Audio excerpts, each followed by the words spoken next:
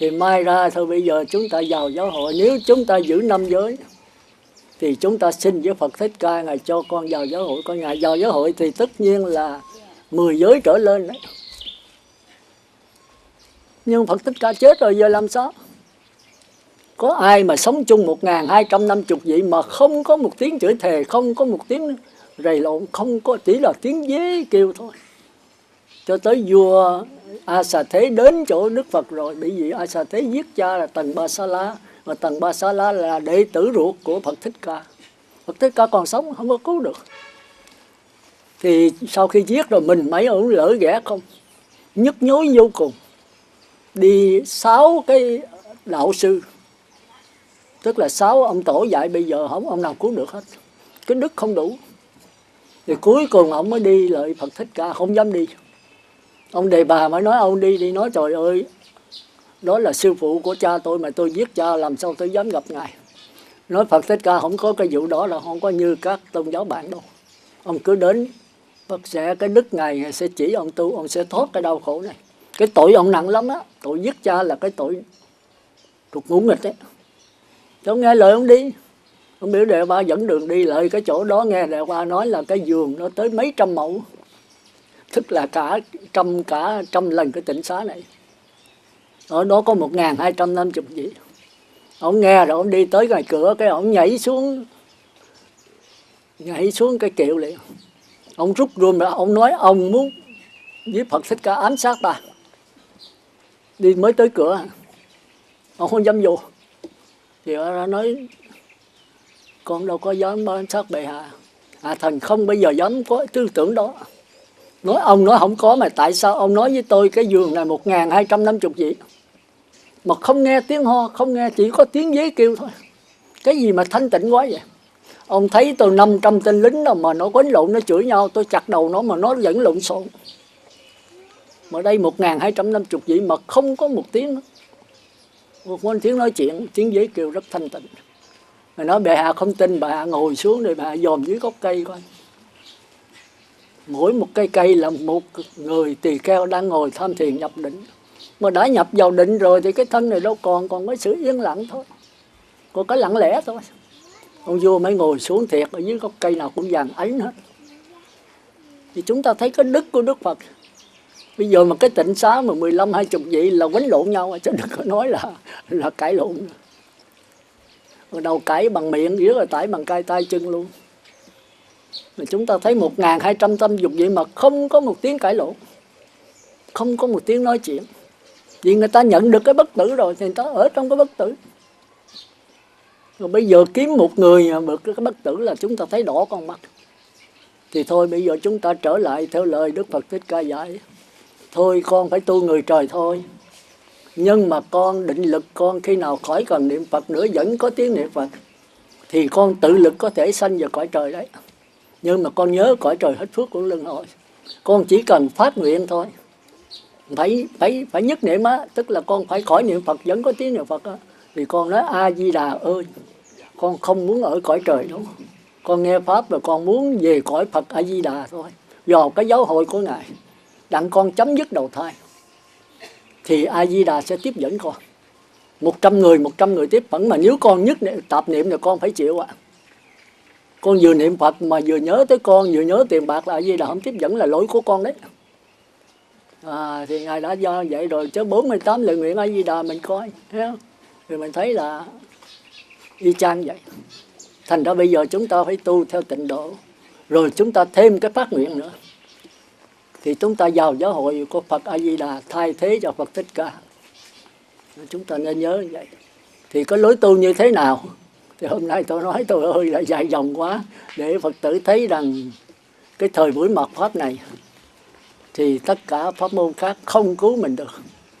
Pháp môn tịnh độ cũng không cứu mình được, nếu không có nhờ cái nguyện lực của A Di Đà.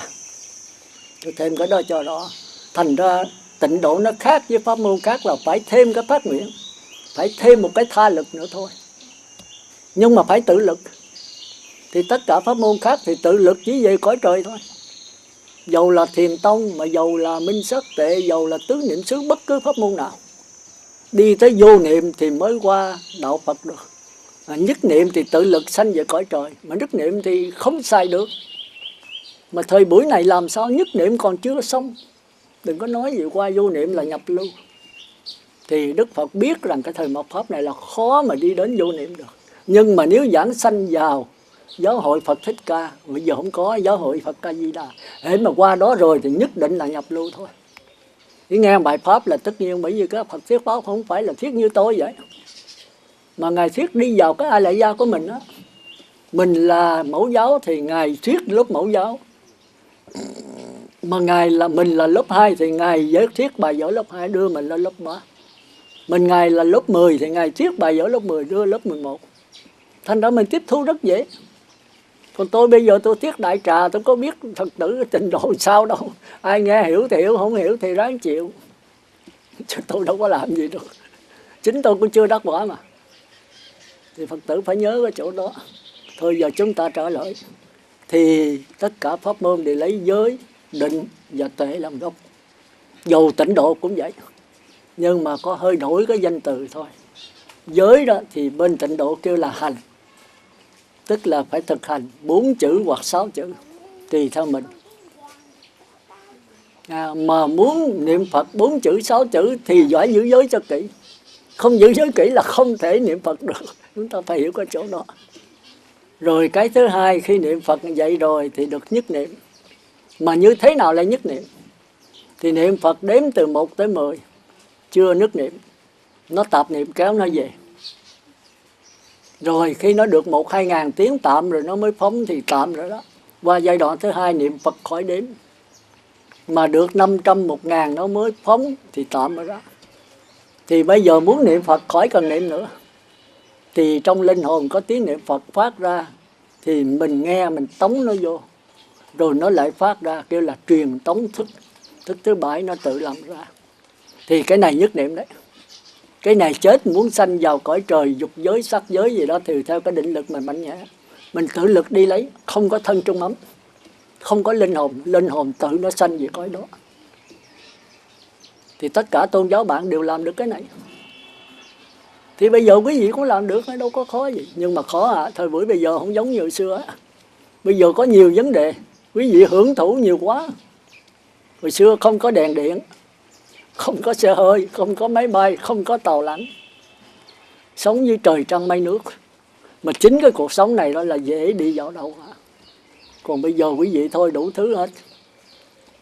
Hồi xưa quý vị phải nấu cơm bằng củi, bây giờ điện, nấu ga, nấu cái gì đó tùm lum hết. Nó rất gọn. Hồi xưa phải nấu cơm, bây giờ khỏi nấu nữa. Chỉ bình nước sôi thôi. Gạo mà sấy gọi gì bỏ vô đủ nước sôi ăn. Đồ hộp bây giờ nhốt hết. Bây giờ có người không được 1 ngày nữa. Phật tử đành hơn tôi, người mùng 1 bán luôn. Không bán làm sao sống xưa. Hồi xưa 3 tháng ở không, sống phây phây. Tháng Giêng là tháng ăn chơi, mà tháng 2 là cờ bạc, tháng 3 hội hè. Hết 3 tháng rồi, còn có 9 tháng làm. Tháng 4 đông đậu nấu chè, ăn Tết đoan ngọ trở về tháng 5. Tháng 6 buôn nhãn bán trăm, tháng 7 ngày rằm xã tội vong nhân, tháng 8 chơi đèn kéo quân, chơi không. Trở về tháng 9 thì chung chân buôn hồng, tháng 10 buôn thóc bán bông, tháng 11 tháng Chạp lên công hoàn toàn. 1 tháng Chạp là lúa chín đầy đồng rồi bé vô giữa thóc đó đi chơi. Một đêm không có đèn, sống dưới trăng, không có quạt máy, sống dưới gió. Chúng ta thấy rất là thiên nhiên. Họ sống 7, 8, 90 tuổi rồi sống rất là tỉnh táo. Còn bây giờ 5, 60 tuổi này lẫn rồi. Chúng ta nói văn minh thì tôi thấy là văn xưa, không phải văn minh. Bây giờ đủ thứ bệnh hết. Hồi xưa cái nhà thương quý vị thấy từ sáng tới chiều có 2-3 người. Mà nhà thương ở đó không có lấy tiền. Hồi chào Pháp á, chừng 2-3 người vô thôi. Bây giờ nhà thương lên trển con ngạt cứng, thở không nổi. Phòng nào cũng có người bệnh hết. Bệnh ốc, bệnh tim, bệnh phổi, bệnh gan gì đủ phòng nào cũng ngạt cứng hết. Mà trển là nhiều cái nhà thương đó, Đại học Y Dược 1, 2, mà Hòa Hảo gì tùm lum tôi mới đi về đó. Mà khám nhiều khi trật lất. Khi tôi khám về trật lất. Khám không ra. Rồi xuống đây bị thử đàm này đàm không có gì trùng lao đâu. Nhất định xứ là lao. Nhất định không. Thì đi chụp hình phổi thử máu không có di trùng. Bây giờ phải thử đàm không có luôn, thì tôi cũng không dám lên luôn. Không bệnh là ông quyết định bệnh là cho tên là 3 mớ thuốc về phải bỏ. Thuốc là thuốc diệt hồng huyết cầu không, thuốc thứ mạnh không. Mà cái thân thể tôi ốm như gầy ma, và quất vô một cái nữa thì chết, nó phản ứng nó quật liền. Mà tôi ăn gạo lứt, cơ thể tôi rất yếu nhưng mà rất dẻo dai. Có vậy thôi. Ăn cái gì vô một chút xíu là không đúng cái hóa chất là nó phản ứng liền, nó nhức đầu, nó khó chịu. Hễ cử rồi nó hết, không có uống thuốc. Còn quý vị mà ăn vô nó phản ứng, quý vị lấy thuốc đè nó xuống, nó phản ứng nữa, đè nó ăn nữa, cứ ăn lắng xí, ăn cho đã cái miệng. Rồi tới chừng cơ thể mà nó chai lì rồi đây, ngon, thuốc gì ăn cái gì nó cũng không phản ứng hết, mình tưởng là ngon. Nhưng mà sau tôi coi Soba tôi mới thấy cái đó là cái chết của mình. Rồi đó sư Tâm ở đây cái da tay ông vậy. Thì tôi mà xuống nấu nước này kia đó, than tôi phải lấy cái đũa sắt tôi gấp. Ông nói làm cái gì gấp, để đó tôi. Ông lấy tay ông bốc cục than bên này, ông bỏ bên kia bốc bằng cái tay. Mà than đỏ ao cục lớn. Ông không nóng, cái tay ông dày dục. Ông ở đó là thầy nghề võ, ông tha thuốc rượu sao cái tay cứng ngắc chai lì.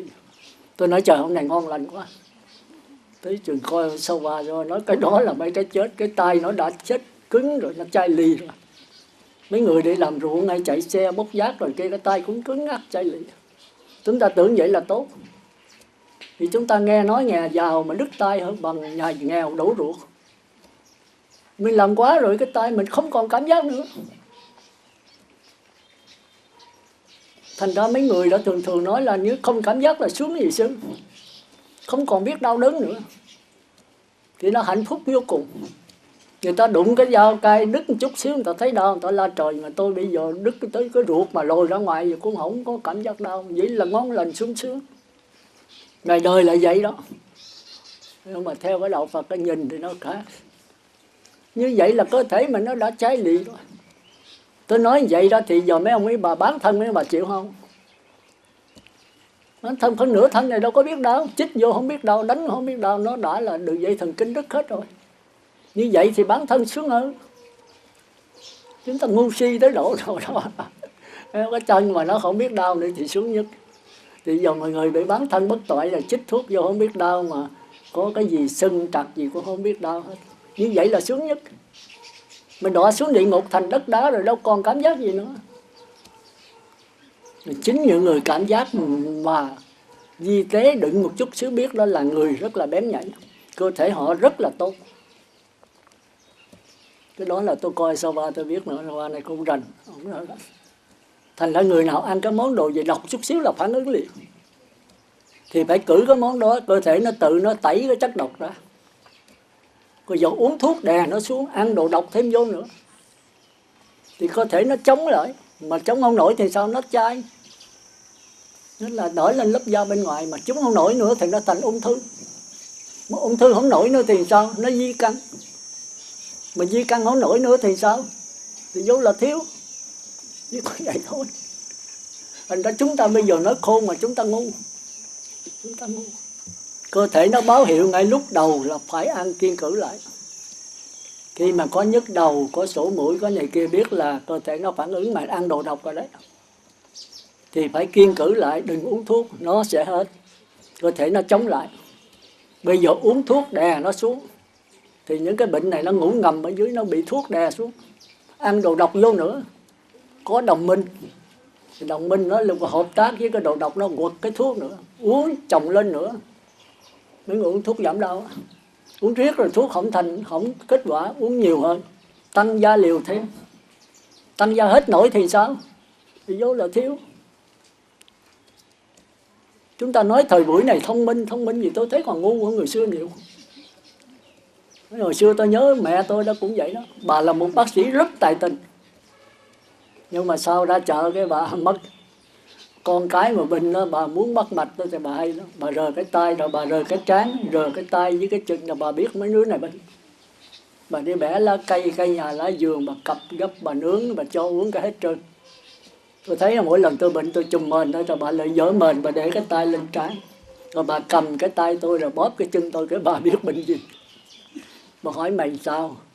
Rồi mình nói cả cho bệnh bà, cái bà đi lấy lá mãng cầu, bà cặp gấp, bà nướng, rồi bà nấu thuốc uống vô một cái, bà bị trùm mền, uống cho nóng, nó đau mồ hôi hết trơn, chạy xuống chạy đi chơi. Bác sĩ tài tình, trị thuốc bằng cây nhà lá vườn không. Tới chừng ra chợ thì bà quên cái gì cũng đi bác sĩ hết, là bác sĩ nó dở ẹt. Lợi coi nó vỗ bịch bịch, nó hỏi em sư bệnh gì. Tôi nói tôi biết bệnh gì, tôi lợi bác sĩ làm chi. Mình cầm không ra bệnh mà lợi nó hỏi mình bệnh gì. Lúc ông Thiện Khoa ông nói tôi bác sĩ Ấn Độ sư ơi. Ấn Độ là cái gì? Ông Ấn là Ấn Độ thôi, chứ ông không phải là bác sĩ. Ông cấp tiếu à, ông là bác sĩ Ấn Độ. Tôi nói là ủa sao? Nói cái cô đó nói ông nói bác sĩ Ấn Độ. Nó tôi thấy ông nói tiếng Việt mà. Ông nói không có đâu, ông là bác sĩ Ấn Độ. Tôi hỏi Ấn Độ là cái gì?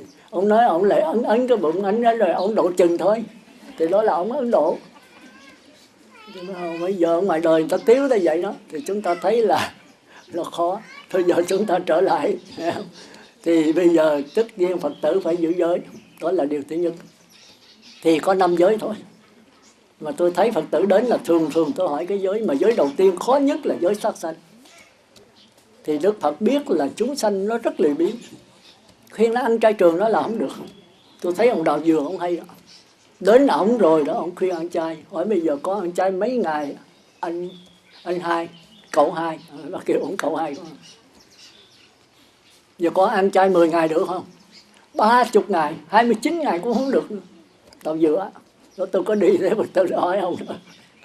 Còn đạo Phật mình ở Đức Phật thì khuyên là như sư trưởng 10 ngày thôi, rồi từ từ ở tới chay trường. Nhưng mà tuyệt đối từ nay là heo chó gà vịt tuyệt đối không ăn không giết, chỉ tôm cua cá tép thôi, rồi tiến tới chay trường. Mà tôi thấy có người thọ 5 giới tới bây giờ 10 ngày, có người không xong, lâu lâu cái bước xuống còn 6. Tôi cũng vậy rồi làm sao giảng sanh? Cõi đời này khổ muốn giảng sanh, mà khi thực hành cái giảng sanh thì chạy. Tôi muốn có trí tuệ, mà kêu trả bài thì trốn. Đi ra nói chuyện thì tí lia lanh vô cùng. Mà khi hỏi bài nó hẹn kỳ tới hả sư?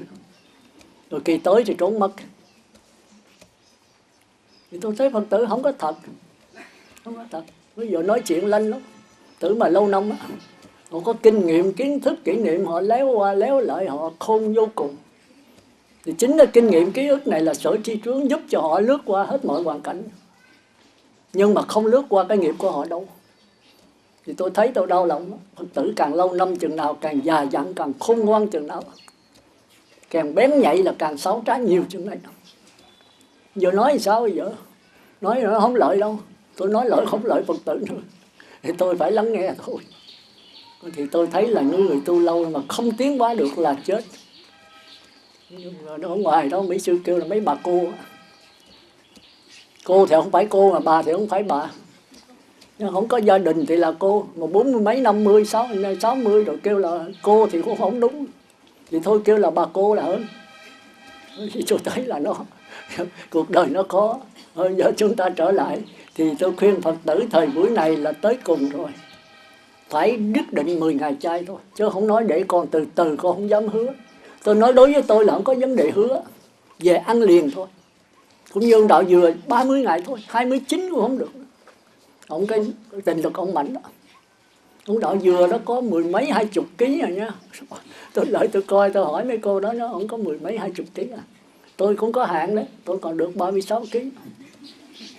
Ông có 10 mấy 20 ký à. Cái thân thể ốm thì còn xương với da thôi, tôi còn có chút ít thịt. Mà cái mặt ông với 2 con mắt như 2 cái đèn pha. Cái thần lực rất là mạnh. Nhìn cái hình chụp chứ lúc ông còn sống tôi cũng có điều ba. Cái mặt tròn do như cái bánh bao, 2 con mắt như 2 cái đèn pha sáng giới. Còn Phật tử bây giờ con mắt lừ đừ mà tam bạch cái đống. Con mắt ba trồng không. Con mắt đó là cái phần âm, cái dông nó nhập liền. Có định lực gì đâu. Ông nào người nào nấy mập lù như cái thùng phi vậy. Mà yếu xìu à, ma nó nhập vô nó phá là chạy lại kiếm tôi. Tôi nói tôi không có cứu được đâu. Ông cứu ông để cho ma nhập là cái định lực ông quá yếu. Bây giờ ông phải về giữ giới ăn chay. Hỏi có 10 ngày không? Không có ngày nào hết. Ma nhập là phải. Có niệm Phật không? Không có. Tôi nói ma nó nhập là phải. Có người đâu 7-8 con ma nhập luôn. 7-8 cái dòng nó nhập cái thể xác đó. Tôi nói bây giờ phải 10 ngày ít lắm. Niệm Phật đếm từ 1 tới 10 niệm Phật, khỏi đếm khỏi cần niệm Phật mà không hết tôi chịu đó. Thì vậy làm là hết, mà không làm thì thôi. Chứ giờ biểu tôi cứu sao? Giờ mình cột mà biểu tôi cứu, mình đói mà biểu tôi ăn, đâu có cái vụ đó được. Mà nghe tôi là trăm hết, đừng có đi thầy nào hết. Nói con đi là cả 30-40 thầy không có hết. Tôi nói ông đi cả trăm ông thầy cũng không hết. Không ai cứu ông hết. Dầu Phật Thích Ca chẳng có gì nào còn sống cũng không cứu ông được. Ai cứu ông biết không? Ông đừng có tưởng tôi cứu ông cứu ông. Ông cột ông thì ông phải mở. Ông đói thì ông phải ăn. Ông làm tội thì bây giờ ông phải hóa giải cái tội ông. Tôi bây giờ ông đi 100 thầy mà hết tôi chịu. Mà ông đi ông thầy của ông, bổn sư của ông chính là ông. Mà không hết tôi xin xuống địa ngục. Ông phải giữ giới, phải niệm Phật, và phải quán xét các pháp vô thường vô ngã. Bây giờ ông bệnh ông cứ niệm Quan Âm. Niệm A Di Đà 500 thì Quan Âm 300. Mà khi hết bệnh rồi niệm A Di Đà thôi. Bây giờ A Di Đà cái phát nguyện Ngài là tiếp dẫn, chứ Ngài không có cứu khổ cứu nạn. Nhưng mà vẫn có cứu mà yếu. Còn Quan Âm thì chuyên môn cứu khổ cứu nạn. Rồi ông niệm tới hết, ông phải nhớ Quan Âm chính là ông, A Di Đà cũng chính là ông, thì ông mới trả ơn Phật được. Còn bây giờ ông chưa đắc được cái đó thì ông phải nương A Di Đà bên ngoài. Cái tôi là tôi phải vậy đó. Tôi từ từ nhất niệm mà qua vô niệm. Nhưng bây giờ ông không thể làm Quan Âm được, không thể làm Di Đà được đâu, nếu ông không giảng sanh về giáo hội của Ngài. Thời buổi ở cõi này là không thể làm được. Tôi cũng làm không nổi nữa. Thành ra tôi rồi cũng giảng sanh về đó thôi. Chứ hồi đó nói thật, có môn Tịnh Độ là không bao giờ tin. Nó khó hiểu lắm. Bủa lòng bác ái khắp trời, nói ra những pháp mà trong đời khó tin. Làm sao tin được? Nó là thế giới của vô niệm, thế giới của cái dòng nước, chứ không phải thế giới của sống. Còn thế giới của chúng ta là thế giới của sống. Có sanh, có già, có bệnh, có chết, có thương yêu xa lìa, thù ghét. Thế giới này đau khổ. Còn thế giới kia là thế giới của linh hồn, thế giới của lượng sống, của dòng nước. Mà dòng nước thì chúng ta không thể tu được, phải qua nhập lưu chúng ta mới nhận được. Nhưng mà chúng ta nên nhớ thế giới dòng nước là không có tướng, không có hình tướng của lượng sống. Mà trái ngược thế giới Tịnh Độ của Phật A Di Đà lại có tướng. Tôi không tin được. Rồi sau này tôi mới coi Di Thức, nhờ Di Thức. Di Thức mới nói thế giới của hiện tiền, thế giới của sát na. Thế giới đó không có quá khứ, không có hiện tại, không có vị lai. Còn thế giới này là phải sống với hiện tại. Những cái nhân của quá khứ là cái quả hiện tại. Mình gieo cái nhân hồi kiếp trước, bây giờ mình phải chịu thôi. Mà đừng có ngu si. Mình theo ngoại đạo là chuyển nghiệp, cải sửa. Cái này tôi giảng rất nhiều. Còn tương lai cũng nằm trong hiện tại. Hiện tại là cái nhân. Mà nếu mình gieo nhân tốt rồi tương lai mà khỏi cần, cái quả vẫn tốt. Thở vào tâm tĩnh lặng, thở ra mỉm cười, an trú trong hiện tại, giờ phút đẹp tuyệt vời. Đúng. Nhưng mà đúng với người trời, chứ không đúng với đạo Phật. Đạo Phật là quá khứ bất khả đắc, hiện tại bất khả đắc, vị lai bất khả đắc. Cái tâm đã biết vượt qua vốn thành quá khứ, chạy xa lạc loài. Cái tâm vừa biết đương nay là hiện tại, thì tên hiện tại nào ai thấy nào thì mất tiêu. Cái tâm chưa biết về sau, vị lai chẳng có, ước ao chi mà. Đó là kính lại ta bà thế giới Bổn Sư Thích Ca Mâu Ni Phật. Đức Phật ra đời là muốn chỉ cái này, chứ không phải chỉ người trời. Tức là chúng ta không có hiện tại, không có quá khứ, không có vị lai, chỉ có cái hiện tiền. Mà hiện tiền là gì? Hiện tiền là nhìn thế giới chu kỳ, có hình, có tướng này, chỉ có hình thôi. Thế giới có lượng sống phải nhìn ngay trong lượng sống này, chỉ có dòng nước thôi. Mà dòng nước thì bất sanh bất diệt, không bao giờ chết. Mà đây dòng nước thì đâu có tướng, đâu có sống. Mà tại sao A Di Đà lợi có hình, có tướng, có lầu cát, có hoa sen, có ao bắt nước công đức, có Quan Thế Âm, có A Di Đà? Thì chúng ta coi 48 lời nguyện của Ngài chúng ta mới hiểu. Trần thân á, một lần tôi coi tới coi lui rồi. Thì cái đó là Ngài tạo bằng cái trí tuệ của Ngài. Thế giới của cái dòng nước linh hồn đó, chúng sanh dùng cái tư tưởng thiện ác để tạo nên thế giới của quý độ này. Tư tưởng là dơ, tư tưởng thiện cũng dơ. Còn Ngài dùng cái trí tuệ của Ngài để tạo ra thế giới sát na. Thành ra nó vẫn là thế giới sát na. Nó có hình tướng nhưng mà do Ngài phịa ra thôi, chứ sự thật là không có. Thành ra chúng ta muốn nhận được cái thế giới, chúng ta thử coi. Khi mà chúng ta cầu A Di Đà hiện, Ngài hiện tới, Quán Âm là hiện tới, thì mình thử phải cái tâm thành kính Nhưng mà tôi nghe trong kinh nói, tôi cứ thử Ngài thông cảm cho con. Nhảy lên mình chụp cái chân Ngài không bao giờ dính. Còn có mình chụp dính chắc chắn thôi. Cái chân quý vị bây giờ quý vị dột chụp coi. Còn nếu Ngài hạ xuống thấp thì mình đi xuyên qua cái bụng Ngài. Không chướng ngại gì hết. Đó là thế giới chưa có không gian. Thế giới xuyên suốt, thế giới của sát na, thế giới của dòng nước. Nhưng mà do 5 A Tăng Tỳ Kiếp, Ngài với 48 lời nguyện 5 A Tăng Tỳ Kiếp, Ngài mới tạo thành thế giới đó. Ngài cũng cực khổ. Còn chúng ta với A Lại do thức thiện ác, chúng ta tạo nên thế giới quế này.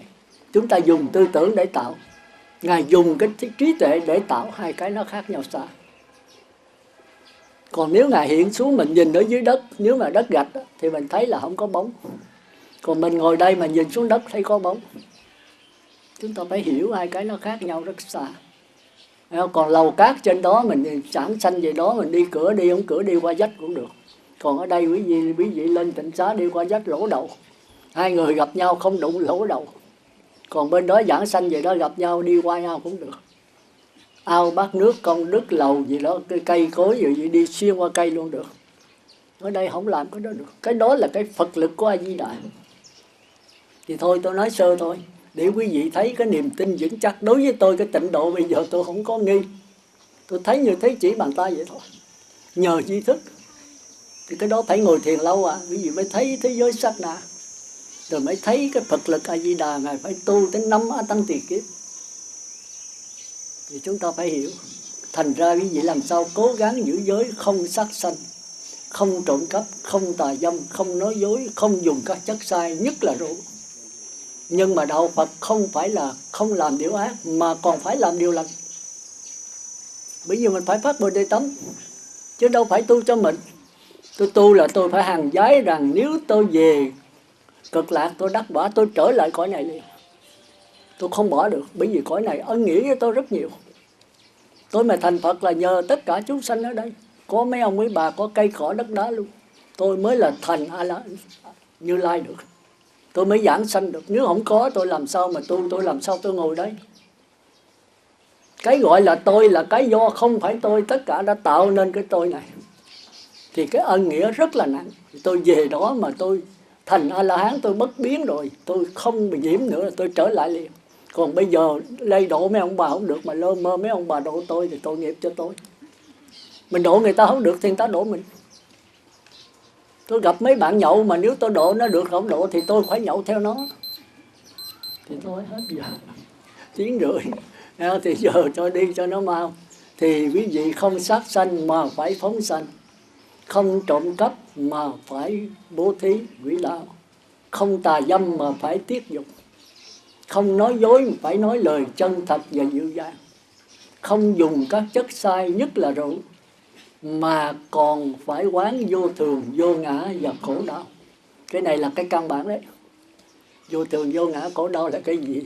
Thì ít nhất tôi giảng chắc cũng phải 8 tiếng đồng hồ. Vì cái vô thường, vô ngã, cái bài pháp này là khó đó. Vô thường, vô ngã là tam pháp ấn của người trời. Nhờ đó quý vị không dính mắc vào tam giới. Nhờ đó quý vị mới nhảy giọt, nhận lại cái vô thường, vô ngã, niết bàn tịch tịnh. Cái này thì khó đấy, qua đạo Phật, qua nhập lưu. Mà tôi thấy giờ quý vị học bài, học giáo pháp thì giữ quý vị nhập hữu hết. Tưởng đâu là mình đắc, không đắc được đâu, chưa đâu, còn xa. Cái đó là cái bánh vẽ do kinh nghiệm, kiến thức, ký ức trong ai lại gia mình, ai hỏi cái trả lời rót rót. Và nhiều khi chặn bí người ta nữa. Thì những người này chặn là phải bí thôi, bởi người ta đã nghiền ngẫm, người ta đã học bài dở rồi, giỏi quá, như là cái máy thâu băng rồi. Thâu do đó hết thì đem ra để mà chặn bí người khác thôi. Nhưng mà sao mày không chặn bí mình? Cái này là cái bước đầu thôi, mà nếu không có cái bánh vẽ là không qua đạo Phật được. Nhưng mà bánh vẽ không phải là đạo Phật, bánh vẽ vẫn là bánh vẽ thôi. Nó là cái bản chỉ đường. Mà dương theo cái bản này để đi. Mình đi đâu? Thì cái đó chúng ta thấy lẫn quẩn, không đi đâu hết trơn, đi ngay tại đó thôi. Thì thôi khi các thì nơi đầu là quý vị phải giữ 5 giới và làm 5 cái không làm ác, phải làm điều lành. Còn cái thứ hai, quý vị phải niệm Phật, đếm từ 1 tới 10 niệm Phật, cõi đếm chưa giảng sanh được đâu. Bởi vì giảng sanh đó là trước khi chết hít vô không thở ra thì Phật A Di Đà phải hiện, quý vị phải nhất niệm.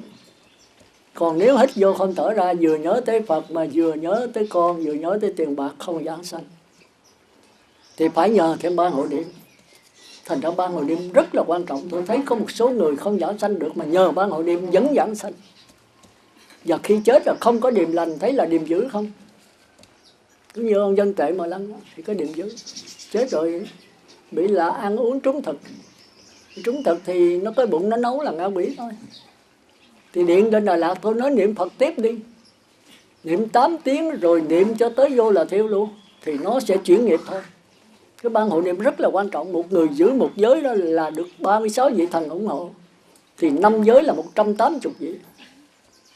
Thì cái định lực mình mà cả 30, 40, 50, 70 nữa thì cái định lực rất mạnh, thì có thể cứu được cái vong của người chết. Bởi vì người chết là có tu. Khi họ nhờ cái bích tông này đẩy qua thì tất nhiên định lực họ mạnh, họ có thể chuyển nghiệp. Nhất là khi chết dễ chuyển nghiệp. Bởi vì nó không còn dính mắc cái xác thân nữa. Chỉ còn cái kinh nghiệm kiến thức thôi. Thì bây giờ nó chuyển cái nghiệm kiến thức thì nó giảng sanh. Chỉ còn nhớ Phật, nghĩ Phật, tưởng Phật. Mà nếu không bây giờ cái 3 hộ niệm này nhắc nhở là thì có nhớ tới ma, nhớ tới quỷ, nhớ tiền bạc, nhớ vợ, nhớ con. Thì cái 3 hộ niệm nói đừng nhớ nữa anh. Ông hồi đó có niệm Phật với tụi tôi, anh biết rằng cái cõi này đau khổ, anh chỉ nhớ Phật thôi. Thì nó chuyển qua, nó có cái căn sẵn rồi, chuyển về giảng sanh rồi. Thì chúng ta thấy rất là hay, rất là hay. Thành ra tôi muốn lập cái 3 hộ niệm thì ở Trà Vinh mình có rồi. Còn các nơi thì chưa có. Đó là cái thứ nhì. Tức là phải tới giai đoạn khỏi cần niệm Phật, vẫn có tiếng niệm Phật. Rồi tới cái thứ ba là phải quán rằng các pháp là vô thường, vô ngã, khổ đau. Không mong cầu gì đâu hết. Cõi nào ở tam giới này, dầu dục giới, vô sắc giới đều là vô thường, vô ngã hết. Chỉ có cõi Phật thôi. Mà Phật Thích Ca đã chết, cõi Phật A Di Đà thì phải phát nguyện nhất định về đó thôi. Thành ra cái quán vô thường, vô ngã, khổ đau rất là quan trọng. Mình thấy là tam giới bất an, 3 cõi dục giới, sắc giới, không có cõi nào yên ổn, cõi nào cũng lẫn quẩn hết. Chỉ có cõi Phật A Di Đà. Phật Thích Ca thì chết rồi, Phật A Di Đà thì nhất định A Di Đà ơi tiếp dẫn con. Con không còn mong muốn cõi trời dục giới, sắc giới, con không còn mong muốn. Phật A Di Đà hỏi con nhất niệm chưa? Con còn nhớ vợ, nhớ con, nhớ tiền bạc không? Không. Phật A Di Đà tiếp dẫn liền. 100 người tiếp dẫn hết 100 người, mà về đó 100 người, 100 người thành Như Lai hết. Nếu tôi nói sai là tôi chịu tội, mà Đức Phật Thích Ca chịu tội. Đức Phật đã nói. Thành ra bây giờ chúng ta chỉ làm sao mà giảng sanh. Mà giảng sanh thì chúng ta không cần vô niệm, không cần nhập lưu. Chúng ta chỉ niệm Phật tới giai đoạn thứ 3, khỏi cần niệm Phật nữa, vẫn có tiếng niệm Phật. Thì bây giờ có 3 hộ niệm có được không cũng được. Mà 3 hộ niệm đã giảng sanh cao hơn.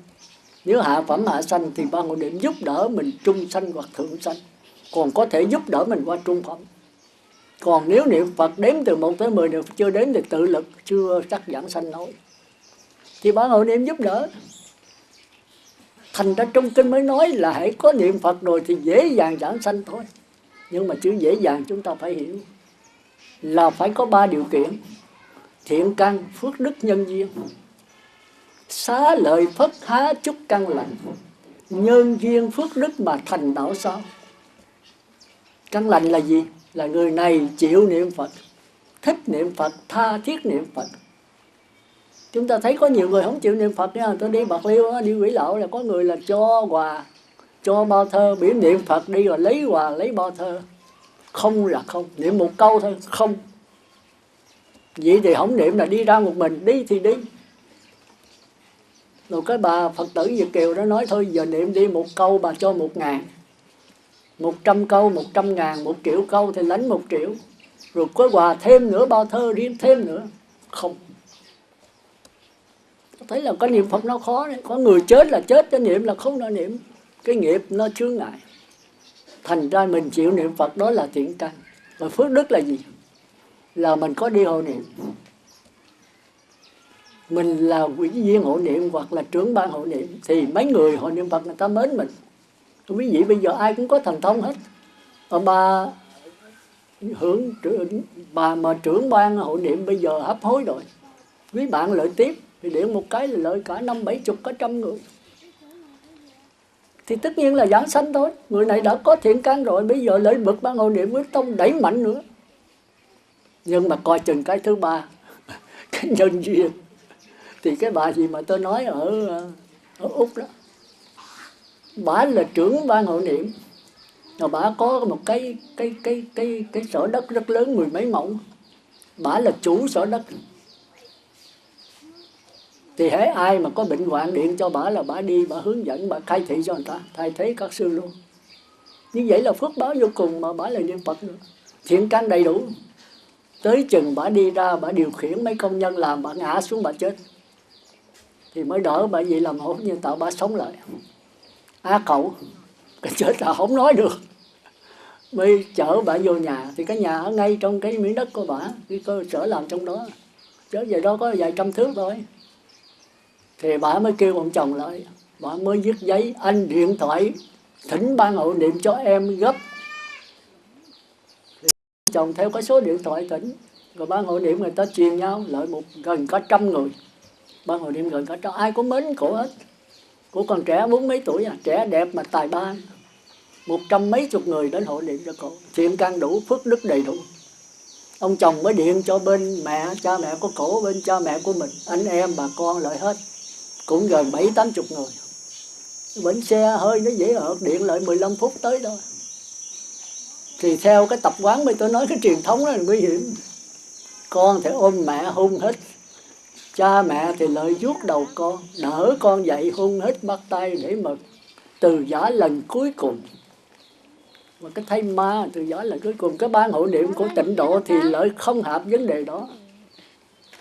Thì mới khuyên gia đình đừng có kéo tay, đừng có hôn hít, đừng có ôm thay người chết nữa.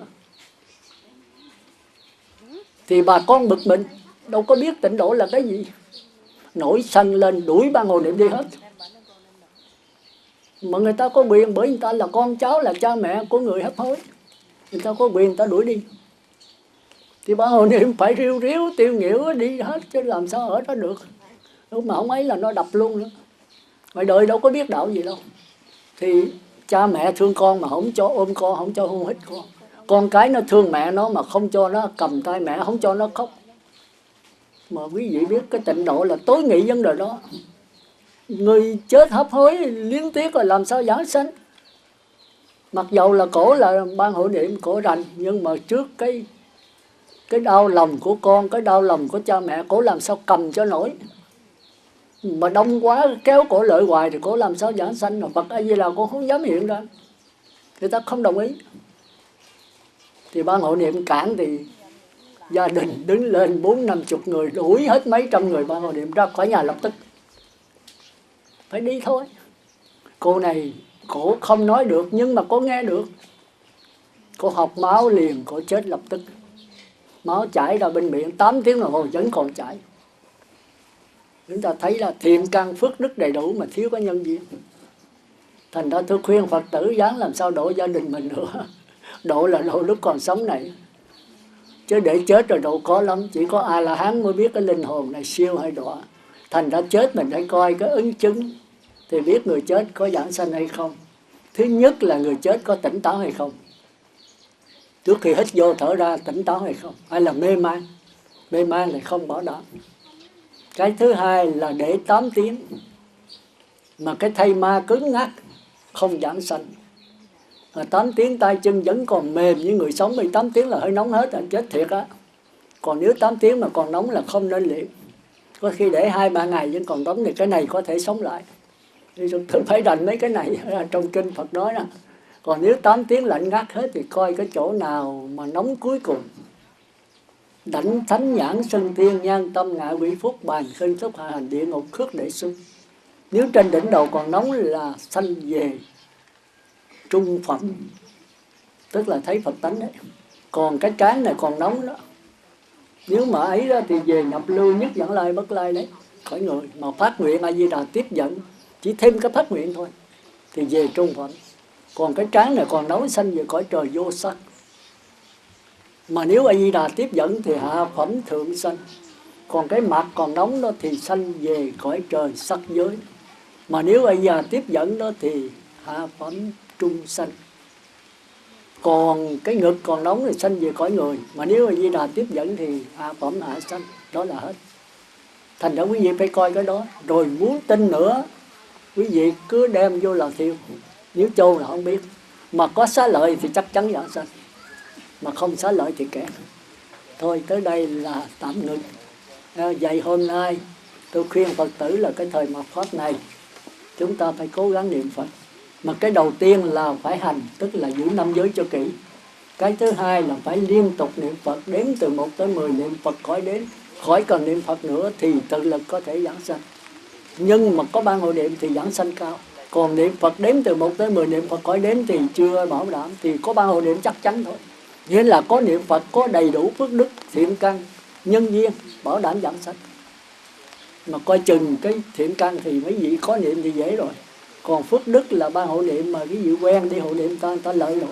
Nhưng mà coi chừng gia đình. Gia đình có quyền hơn. Ban hộ niệm bây giờ mấy trăm người ngoài gia đình lại đuổi thì phải tiêu nghỉu đi thôi. Quý vị đâu có dám ở đó, người ta là con cái cha mẹ của người thân nhân này mà. Quý vị là qua bạn đạo thôi thì không giảng sanh được.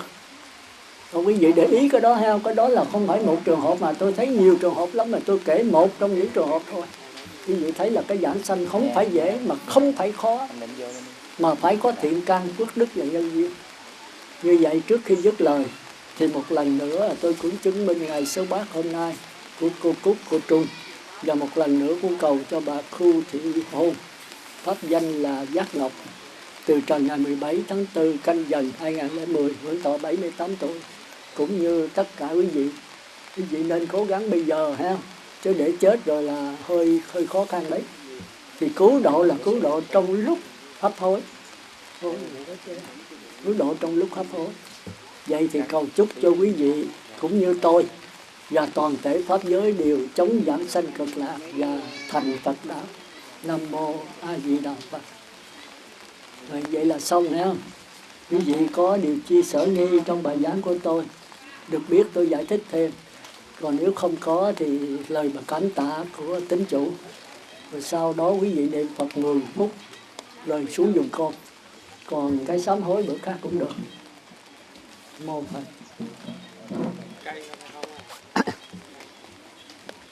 Nam mô kính bạch quý chư tôn đức, kính lễ pháp hội. Vừa qua quý chư tôn đức đã chứng minh cho buổi cúng dường trai tăng, và sau đó thượng tọa đã ban bố cho ngài Phật tử một thời pháp để giữ chúng con trên bước đường tu học. Nhất là thượng tọa nhấn mạnh cho chúng con biết đâu là cái lối tu của mỗi người, của trời, và lối tu trí tuệ. Thấy trời còn chuyển nhiều á, sợ mưa lớn nha. Mấy giờ thỉnh sư vô nhà giảng nha. Thôi để xong hết đi. Rồi chừng đó xuống sao? Chạy ướt chút cũng không sao. Sao mấy ông nói không có mưa? Sao hồi ngày qua dự báo không có mưa, sáng nay dự báo lại có mưa. Hiểu một cách thấy rõ. Thôi thật là công đức vô biên cho những ai nghe, nhớ và quán chiếu trạch pháp để biết được chánh pháp mà Bạch sư còn thọ giới nữa. kính nguyện. Để coi mấy rồi kỳ tới hả thọ. Nếu mà sợ trời mưa đó, thọ giới mà tâm họ không yên thì thọ chi. Thì hẹn kỳ tới nữa để coi nhá. Thôi đường cho chúng con nương tựa nương theo. Kính thưa quý Phật tử, sau buổi lễ cúng hội, gia đình chúng tôi kính mời quý Phật tử dùng bữa cho gia đình chúng tôi một bữa cơm đạo diện. Chúng con xin chân thành tri ân. Nam mô A Di Đà Phật.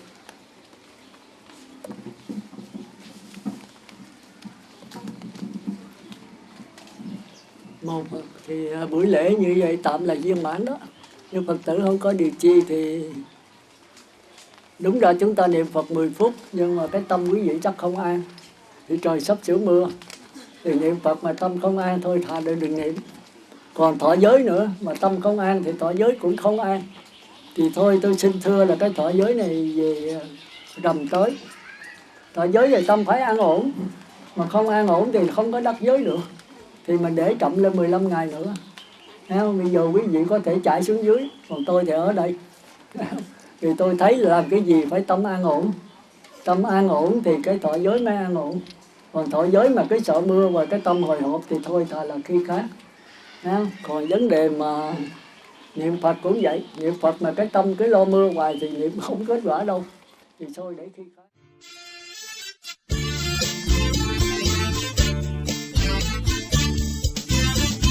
Người từ đâu đem tới pháp âm truyền trao cho đời, vượt thoát lưu kiền trầm luôn đau khổ